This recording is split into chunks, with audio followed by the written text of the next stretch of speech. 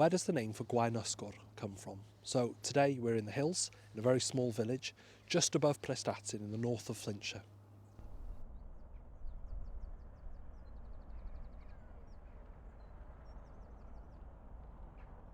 The name for Gwaenysgor is made of two parts. We have Gwaen, which is a heath or an upland or a moor, and then we have Ysgor, which is an old word for a fortress, and it might be a reference to the Stone Age walled town just north of the village.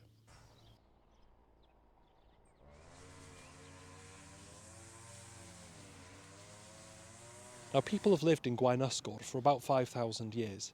In the north of the village, there's a place called King Charles Bowling Green, and there's evidence for a Stone Age walled settlement from 4000 BC there.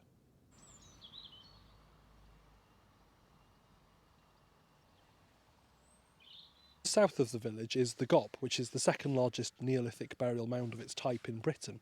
But actually, all of the hills around here are covered in burial mounds and barrows and the like.